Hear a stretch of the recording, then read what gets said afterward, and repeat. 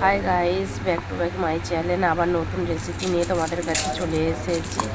আর chicken কষা দুটো, আলু নিলাম, গোটা ছয়েক পেঁয়াজ নিলাম, তারপরে 100 গ্রামের মতো আদা নিয়েছি, দুটো রসুন নিয়েছি এবং দুটো টমেটো নিয়েছি। এই নিয়ে শুরু করছি আজকে আমাদের কিচেন কষা। এগুলোকে সব সুন্দর করে কেটে নিয়ে আলুটাকে আমি ভেজে রেখেছি এবং টমেটোটাকে কেটে রেখেছি। তারপরে পেঁয়াজটাকে সুন্দর ভাজা ভাজা করে নিয়ে কড়াই দিয়ে এটা সুন্দর করে ভাজতে থাকবে এবং আদা রসুনটা আমি আলাদা করে পেস্ট করে রেখেছি। এই হচ্ছে আমার 2 কিলো চিকেন।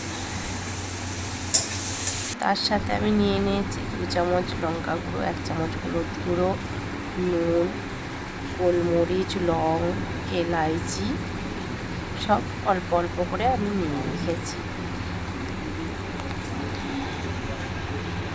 এর সাথে আমি নিয়েছি এভারেস্ট চিকেন মশলা, যেটার জন্য টেস্টটা খুব সুন্দর হয়। এটা সুন্দর করে কষে নিয়েছি, সব দিয়ে সুন্দর করে কষতে থাকবো যতক্ষণ না তেলটা বেরিয়ে আসে, ততক্ষণ সুন্দর করে কষতে থাকবে এটা করাতে। যখন তেলটা ছেড়ে যাবে তারপরে দেখে সব চিকেনটা ধীরে ধীরে ওর মধ্যে দিয়ে দেবে। দেখো আমার তেলটা ছাড়তে শুরু করে দিয়েছে। এবার আমি কী করলাম, পুরো চিকেনটা কড়াইয়ের মধ্যে দিয়ে দিলাম। হ্যাঁ, এটা অবশ্যই দেশি চিকেন, তো ওটা খেতেও ভালো লাগে, অবশ্যই টেস্টও সুন্দর হয়।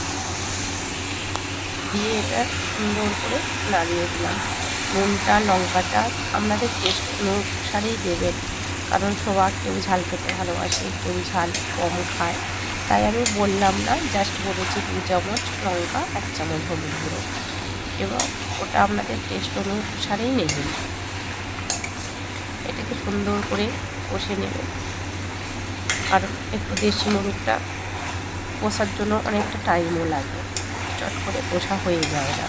পোলট্রিটা যত তাড়াতাড়ি কষা হয়ে যায়, দেশিটা ঠিক তার থেকে বেশি কষতে টাইম লাগে। আর আমার ভিডিওটা যদি আপনাদের ভালো লাগে, সুন্দর লাগে, লাইক সাবস্ক্রাইব করতে একদম ভুলবে না, বেল আইকনটা দাবাতে করবে না। তো আমার ভিডিওতে লাইক কমেন্ট করলে আমি একটু ভালো লাগে, তো নতুন নতুন ব্লগ বানাবো আপনাদের জন্য। দেখুন অনেকটাই কষা হয়ে গেছে আমার, যেহেতু এটা দেশি মুরগি, দেখুন একটু শক্ত শক্তই মনে হচ্ছে, একদম ড্রাই, একদম তেল দিয়েছি অনেক কম। আর ব্লগটা আমি অনেক ছোটো করেই বানিয়েছি আপনাদের জন্য, যেমন না অনেক বড় করে দিয়েছি। চটপট রান্না করেছি, দেখিয়েছি যাতে আপনাদের বুঝতে সুবিধা হয়।